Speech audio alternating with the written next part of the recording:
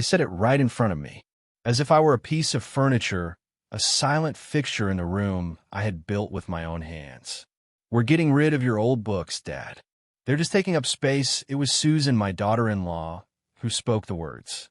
Her voice had that bright, false cheerfulness she used when she was managing something she considered a problem. My books were a problem. My life, condensed into paper and ink and leather bindings, was clutter. David, my son, just nodded. He was standing by the fireplace, his back to the mantel where a picture of his mother, Eleanor, had sat for 30 years. He didn't even turn around.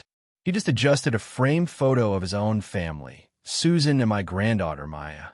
A slight nudge, making it perfectly centered. An act of replacement. "It'll free up the whole room," he added, his voice muffled. "We could put a new media center here. Something modern." I didn't say anything. I sat in my chair, the one with the worn leather that knew the shape of my body better than anyone. My hands were resting on the armrests. I looked at them. They were steady. No tremor. I have always been proud of my steady hands. They could fix an engine, frame a wall, hold a child, and gut a fish with the same unwavering precision. I just nodded, a slow, deliberate dip of my chin. It was the nod they were waiting for, the signal that the old man agreed, that the matter was settled. They saw it as assent, acquiescence. They did not see it for what it was, an acknowledgement, a final receipt of information. The conversation moved on. They spoke about their vacation plans, about the rising cost of summer camp for Maya, about a problem with the plumbing in their guest bathroom. I was a part of the scenery again, the quiet hum of the refrigerator, the ticking of the grandfather clock in the hall. A background noise. I had heard things before. Whispers. Not meant for my ears, but sound travels in a house you know well. I knew which floorboards creaked and which vents carried voices from the kitchen to the study. He's getting so set in his ways. Why does he still insist on using that old record player? It's just noise. I worry about him in this big house all alone, a statement that sounded like concern, but was really about liability, about burden. But this was different. This was not a whisper. This was a declaration, spoken in my presence, a verdict delivered upon a part of my soul while I was still there to hear it. My books. They were not just books. They were a testament. A first edition Faulkner, its pages smelling of dust and Mississippi heat. A signed copy of Invisible Man that I had stood in line for hours to get, the ink still a deep, defiant black. Poetry by Hughes and Brooks, their spines softened from 1,000 readings. History texts, biographies of men who built things and men who fought things. Every book held a piece of my life. The man I was, the man I wanted to be, the man I had become. I bought the first one with money I earned on a summer job, long before I went to Vietnam. I was 16. It was a slim volume of Robert Frost. I hid it from my father, who saw such things as a waste of time and money. Time was for working. Money was for the family. But I kept it. It felt like a secret key to a world outside our dusty street. After Eleanor passed, the books became my companions. In the long, quiet evenings, their voices filled the silence. They did not demand anything from me. They did not need to be managed. They just were. David and Susan left an hour later. A quick, perfunctory hug from her, a pat on the shoulder from him. "We'll be back next weekend to start clearing things out, Dad. Don't you worry about a thing." I stood at the door and watched their car pull away, its red taillights shrinking into the twilight until they were gone. The street was quiet. The air was cool. I closed the door. The click of the latch was loud in the empty house. Final. I did not go back to my chair. I walked into the study. My study. The room they planned to gut and modernize. The walls were lined with dark wood shelves that I had built myself. The smell was of old paper, leather, and wood polish. It was the smell of my own private sanctuary. I ran my hand along a row of spines. The rough texture of a cloth-bound twang. The smooth, cool leather of a Dickens. My fingers, which could still feel the difference between an 1/8 inch and a 1/4 inch piece of plywood in the dark, knew each one. They were not just taking up space, they were occupying it, holding it. They were the weight that kept the house anchored, that kept my memories from floating away. I stood there for a long time. The grandfather clock in the hall chimed 9, then 10. The house grew darker. I didn't turn on a light. In the dimness, I wasn't angry. The anger had burned out long ago, leaving a low, simmering ash of disappointment. What I felt now was something else. It was cold and clear and sharp. It was the feeling of a locked tumbler falling into place. Clarity. They were right. The books were taking up space. My space. And I had been letting them. I had been letting my whole life be taken up, managed, rearranged, and scheduled by people who saw me as an item on a to-do list. I walked out of the study and went into the kitchen. I opened a drawer and took out a fresh legal pad and a pen. The pen was heavy, a good one. Eleanor had given it to me for our 25th anniversary. I sat down at the kitchen table, the same table where David had done his homework as a boy, where Eleanor and I had paid bills and planned vacations. I clicked the pen. At the top of the page, I wrote a single word. Inventory.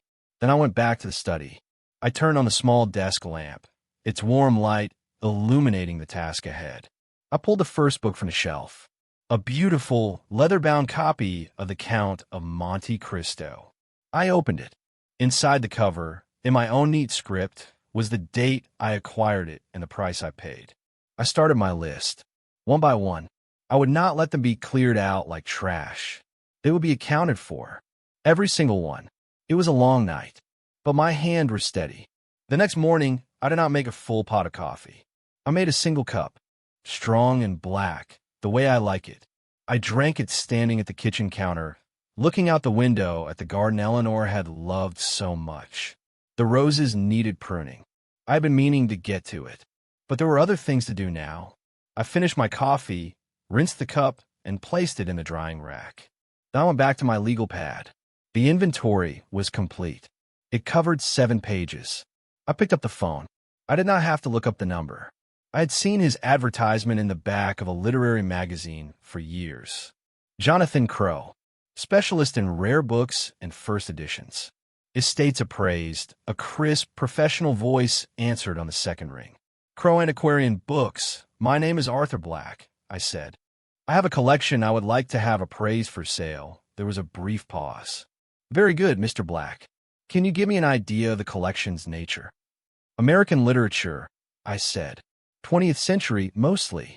Some signed firsts. Faulkner, Hemingway, Ellison, Baldwin, another pause. This one charged with interest. I see. I could be available to come to you this afternoon. If that is convenient, it is, I said. I gave him my address. We agreed on a time. I hung up. One call made. More to go. My next call was to a lawyer. A man named Peterson, recommended to me years ago by a friend from my old Army unit. His specialty was estate planning. At the time, I had gone to him to set everything up for David, to make things simple for him when I was gone. Power of attorney. The will. Everything neat and tidy. His secretary put me through immediately. Arthur, he said, his voice warm. Good to hear from you. I trust you're well. I am, Joseph. I need to schedule an appointment. I need to make some changes, of course. Anytime. Is this about updating beneficiaries? Adding the granddaughter, perhaps? It's more comprehensive than that, I said. I want to revoke the current power of attorney, and I want to redraft my will. Completely, the line was silent for a moment. Joseph Peterson was a good lawyer. He knew how to listen to what wasn't being said. I have an opening tomorrow morning at 10. Will that work? 10 o'clock is perfect, I said. The third call was to a realtor, a woman whose face I had seen on signs all over the neighborhood. Thinking of selling? Call Diane. I told her I was thinking of selling. She was enthusiastic. She could come by tomorrow after my meeting with the lawyer. By the time I hung up the phone, the sun was high in the sky. I had made 3 phone calls. It felt like I had dismantled a mountain.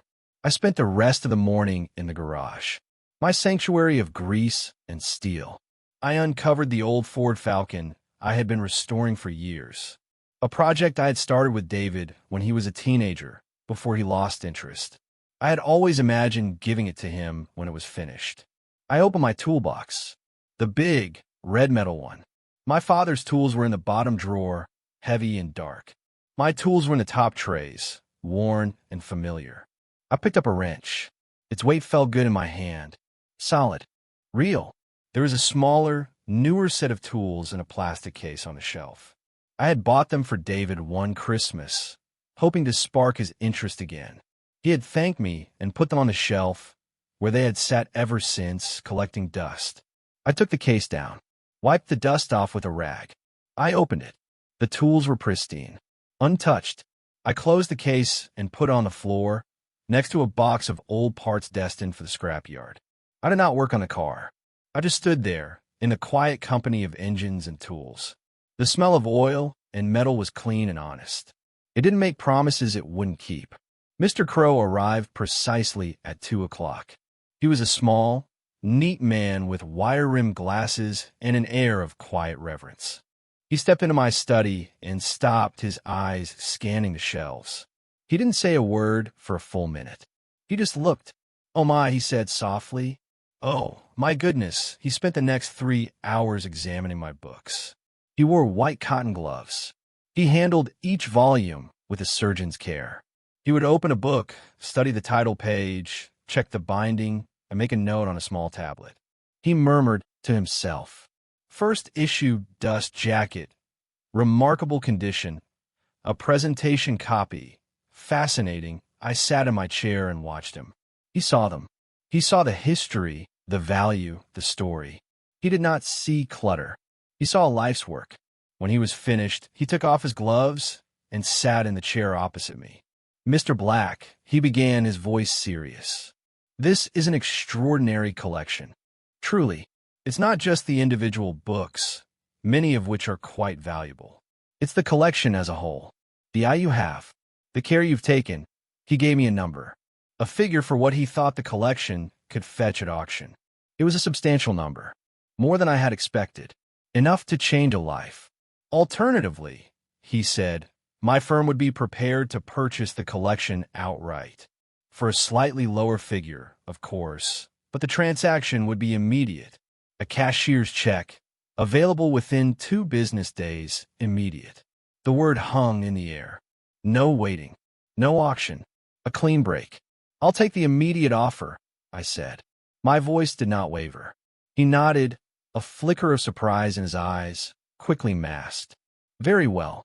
We can draw up the paperwork tomorrow and arrange for professional packing and transport. You needn't worry about a thing." I almost smiled at that. "Don't you worry about a thing." The same words Susan had used. But coming from Mr. Crow, they meant something entirely different. They meant competence. They meant the burden was his, not mine. After he left, the study felt different. Lighter. The books were still on the shelves, but they were no longer mine. They were assets awaiting liquidation. The thought did not make me sad. It made me feel efficient.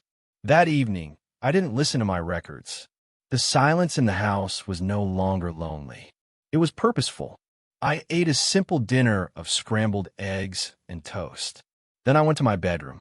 I opened a closet and looked at my suits. My church suits. My funeral suits. I pulled out a suitcase from the top shelf. A sturdy, old-fashioned one. I laid it on the bed and opened it. It smelled of cedar. I packed methodically. A few sets of clothes. My shaving kit. My father's watch. The legal pad with my inventory. I did not pack any photographs. The next morning, I was at the lawyer's office at 9:45. The office was quiet and smelled of paper and expensive cleaning products. Joseph Peterson greeted me himself. He led me to a conference room with a large, polished table. "Arthur, what's on your mind?" he asked once we were seated. I didn't waste time with pleasantries. I told him everything. The conversation about the books, the appraiser, the realtor, the decision. He listened patiently, his hands steepled in front of him. He did not interrupt. When I finished, he was quiet for a long moment. "I see," he said. He looked at me, his gaze steady. "This is not a decision you've come to lightly know," I said. "It is not. All right, Arthur. Let's get to work for the next hour." We worked. We drafted the document to revoke David's power of attorney. We discussed the structure of a new will. He asked me what I wanted to do with my estate. I want to set up a trust, I said. The sole beneficiary will be my granddaughter, Maya. But she's not to have access to it until she is 30 years old. Until then, it is to be managed by an executor of your choosing. And David, he asked gently. David is to receive $1, I said. So that it is clear he was not forgotten, but intentionally omitted, Joseph wrote it down without comment. He was a professional. His job was not to judge, but to execute my wishes. We discussed the sale of the house. He gave me the name of a firm that could handle the closing. He explained the tax implications. He was thorough, precise. I left his office feeling as if a great weight had been lifted. The vague unease of my life had been replaced by a series of clear, actionable steps. The realtor, Diane, was waiting for me at the house. She was a whirlwind of energy and positive language. Great bones, she said, walking through the rooms. Wonderful natural light. This neighborhood is very desirable. She didn't see the scuff mark on the wall where David had crashed his toy truck. She didn't see the spot on the floor where Eleanor had spilled a bottle of nail polish. She saw square footage and market value, which was exactly what I needed her to see. We signed the listing agreement at the kitchen table. She planted a for sale sign in the front yard before she left. It looked strange and official on the lawn I had mowed for 40 years. 2 days later, 2 men in quiet, gray uniforms arrived from Crow Antiquarian Books. They packed my library with a silent, methodical grace. Each book was wrapped in acid-free paper and placed in a specially designed box. They worked for 6 hours. I sat in my chair, the one in the living room, and listened to the sounds. The rustle of paper. The soft thud of a book being placed in a box. The scrape of packing tape. When they were finished, the study was hollow. The empty shelves were like a skeleton. The room echoed. It was no longer a sanctuary. It was just a room. One of the men handed me an envelope. Inside was the cashier's check. The number on it was clean and stark. I deposited the check that afternoon. The bank manager, a young woman who always called me Mr. Black, handled the transaction with wide eyes. I asked her to remove my son's name from my checking and savings accounts. He had been on them for emergency purposes. Will your son be coming in to sign the paperwork, Mr. Black? She asked. That won't be necessary, I said, handing her the document Joseph Peterson had prepared. My lawyer's already taken care of it. She looked at the paper, then back at me. Her professional smile faltered for a second. Of course. Right away, I walked out of the bank and into the bright afternoon sun. I felt clean. That evening, my phone rang. It was David. I looked at his name on the screen. I let it ring until it went to voicemail. A minute later, a text message appeared. Dad, call me. I deleted it. I found a place. A small advertisement in the paper for a long-term residential hotel downtown. Not a fancy place, but clean. It offered furnished rooms with a kitchenette and a weekly rate. It was anonymous. Perfect. I paid for a month in advance. In cash. The room was on the 12th floor. It was small and impersonal. A bed, a small table, a chair, a tiny kitchen area. But the window was huge. It looked out over the city. A sprawling vista of lights and traffic and life. I put my suitcase on the bed. I took out my father's watch and placed it on the nightstand. I sat in the chair and looked out the window as the sun went down and the city began to glow.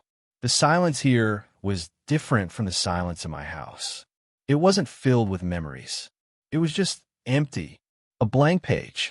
Over the next few days, my phone became a vessel of rising panic. The calls came first. David, then Susan, then David again. I never answered. The texts escalated. Dad, are you okay?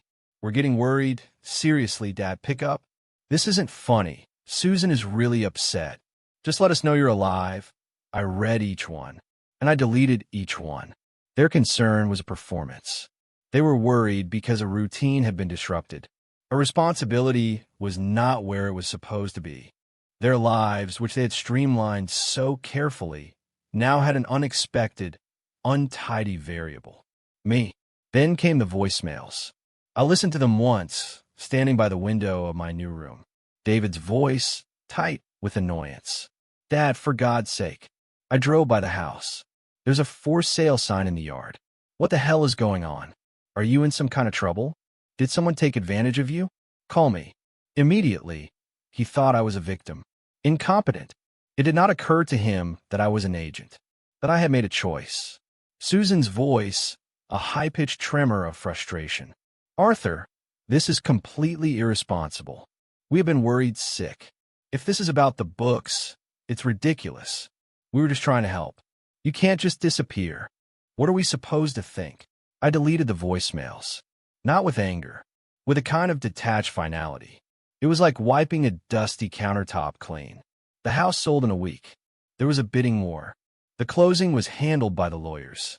The money was wired directly into my new, solitary bank account. I never set foot in the house again. I spent my days walking, exploring the city I had lived near my whole life, but had never really known. I discovered a small park with a chess club. Old men, like me, of all colors and backgrounds, sitting in quiet, intense concentration. I found a diner that served coffee that was almost as strong as I make it myself. I bought a newspaper every morning and read it cover to cover. I was living a life without appointments, without expectations. I was no longer waiting for the phone to ring, for the next scheduled visit, for the next casual dismissal. I was just living. One afternoon, my phone buzzed with a text from a number I didn't recognize at first. Grandpa, it's Maya. Mom and Dad are freaking out. They said you sold a house. Are you okay? I'm worried about you. Her message was different. The worry in it felt real. It wasn't about her inconvenience. It was about me. I thought for a long moment. Then I typed a reply. I am fine, Maya. I just needed a change. Her reply was immediate. Where are you? Can I see you? I miss you. She missed me. Not my house, not the things I could provide. Me. I told her the address of a diner I liked. I told her to come alone. She arrived the next afternoon. She had grown so much. She was almost a young woman. She slid into the booth opposite me, her eyes searching my face. Grandpa, she said, her voice soft. Hello, Maya, I said. The waitress came over. I ordered my usual coffee. Maya, order a milkshake. For a few minutes, we just sat there. Mom and Dad are losing their minds, she finally said. They went to the police. They filed a missing persons report, I nodded. I figured they think someone scammed you. Or that you're, not well. I'm well, I said. Never been better. She looked at me, her gaze so much more perceptive than her parents. Why did you do it? The house, everything. I took a sip of my coffee. I thought about how to explain it. Your mother and father, I began slowly, decided it was time to get rid of my books, Maya frowned. The ones in the study? But you love those books, yes? I said. Edo. They told me they were just taking up space. They said it while I was sitting right there in the room. And I realized they were right. I was taking up space. In my own house. In my own life. I was just a piece of their lives that needed to be managed. So I decided to unmanage myself. I saw a flicker of understanding in her eyes. A dawning comprehension that went far beyond her years. They didn't mean it like that, she said, but her voice lacked conviction. It was the defense of a child who loved her parents, but saw their flaws. How they meant it doesn't matter, Maya. What matters is how it was. How it has been for a long time. I was becoming invisible, and I decided I didn't want to be invisible anymore. She was quiet, stirring her milkshake with a straw. So what you did, selling the books, it was for you. The books were the first step, I said. I sold them to a man who saw their worth. And I used the money to remind myself of my own. She looked up from her milkshake, her eyes clear. I get it, she said. And I knew, with a certainty that settled deep in my bones, that she did. I'm sorry, Grandpa, she said. I'm sorry for how they treated you. I always hated it when they talked about you like that. It was the first apology I had received, and it was the only one that mattered. We stayed for another hour. We talked about her school, about her friends, about a boy she liked. It was a real conversation, the kind I hadn't had in years. I felt a part of my heart, a part one thought had gone cold, warm up again. When she left, she hugged me tightly. Will I see you again? Whenever you want, I said. You just call me. This can be our place. As I watched her walk away, I knew I had made the right decision about the trust. My legacy was not the house or the money. It was her. It was this moment. It was ensuring she would have the freedom to never let anyone make her feel invisible. The confrontation came a week later. I knew it was inevitable. There was a knock on my door. A hard, insistent knock. I wasn't expecting anyone. Maya always called first. I looked through the peephole. It was David and Susan. Their faces were tight with anger and a kind of frantic righteousness. They had found me. I took a deep breath. My hands were steady. I opened the door. They stood there, in the impersonal hallway of my new home, looking stunned. They looked from me to the small, sparse room behind me. Dad! David's voice was a mixture of disbelief and accusation. This is where you're living? In a place like this? It's clean, I said calmly. And the view is good. Susan pushed past him, her eyes scanning the room as if looking for a captor, a villain who had orchestrated all this. Arthur, what have you done? She cried. Selling the house? Your home? Our children's heritage? For this. The house was my home, Susan, I said, my voice even. Not yours. And its heritage was mine to decide. This is because of the books, isn't it? David's anger was boiling over. You're punishing us because we want to clean up a room? This is insane. It's a completely childish overreaction. I looked at my son. I saw a man who could not comprehend a world that did not revolve around his own needs. It was never about the books, David, I said. The books were just the last word in a very long conversation. A conversation I finally decided to stop having. What conversation? He demanded. We take care of you. We make sure you're okay. We were going to build you a brand new media center. The absurdity of it was almost laughable. A media center. That was his answer to my soul. You didn't take care of me, I said, and my voice was quiet, but it cut through their noise. You managed me. You scheduled me. You tolerated me. You talked about me as if I wasn't there. I was there, David. I was sitting in my own chair in my own house, and I heard you. I heard your wife say she was getting rid of a part of my life. And I heard you agree with her. They were silent. For the first time, they seemed to be actually listening. I am 72 years old, I continued.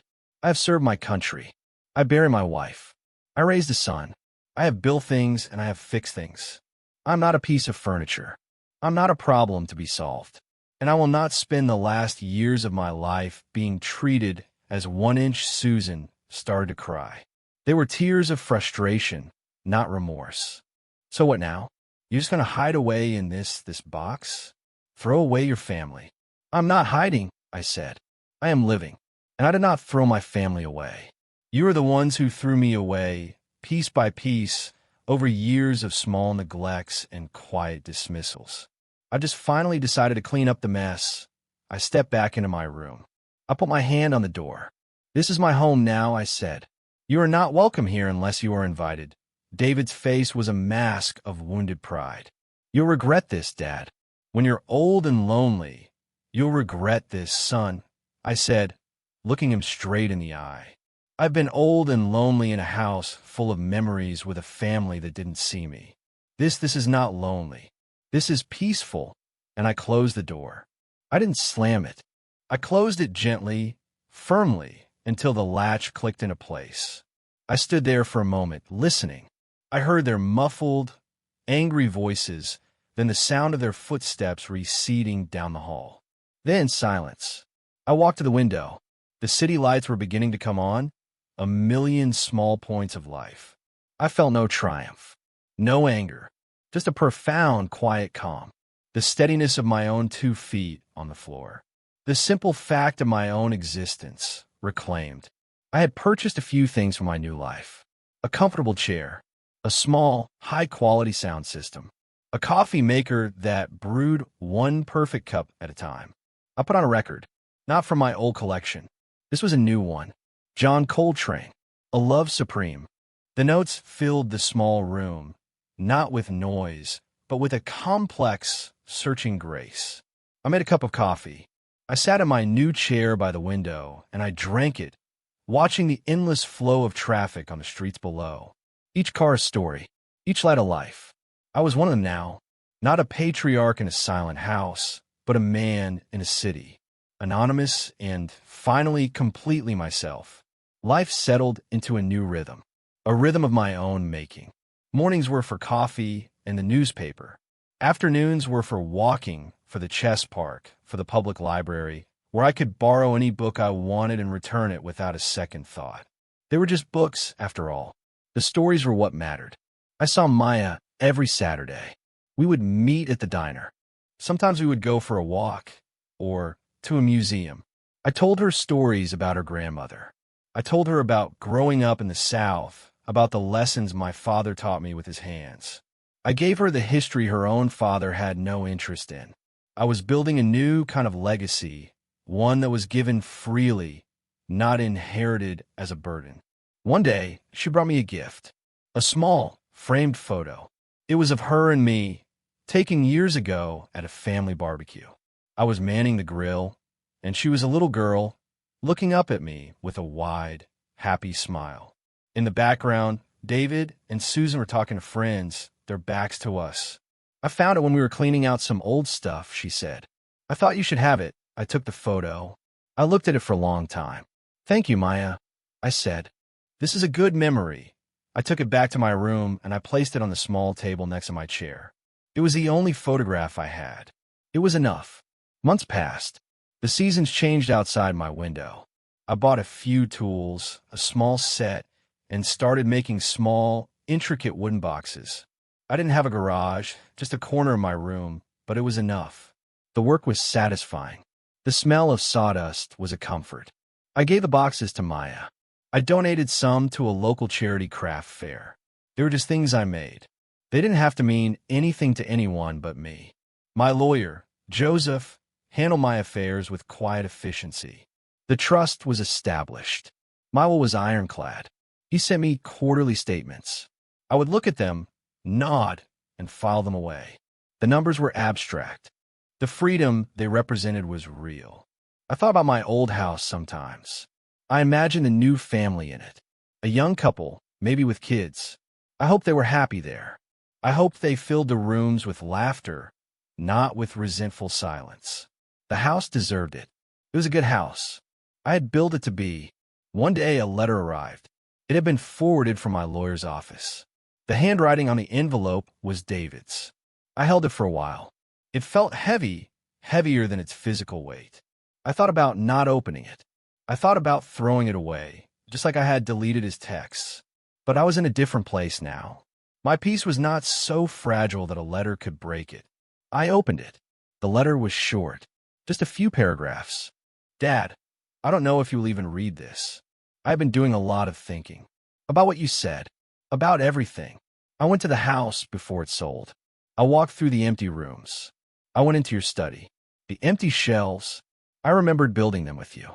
I was a kid. You let me use the hammer. You taught me how to measure twice. You were right. I didn't see you. I don't know why. It just became easy not to.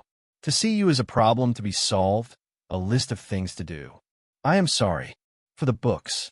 For everything. For not seeing my own father. I don't expect you to forgive me. But I wanted to say it. I am sorry. David." I read the letter twice. The words were simple. Unadorned. They felt true. More true than the frantic, angry words he had shouted in the hallway. I folded the letter and put it on the table, next to the photograph of me and Maya. I did not reply. Not yet. Apology is a beginning. It is not an absolution. It is a key offered to a locked door.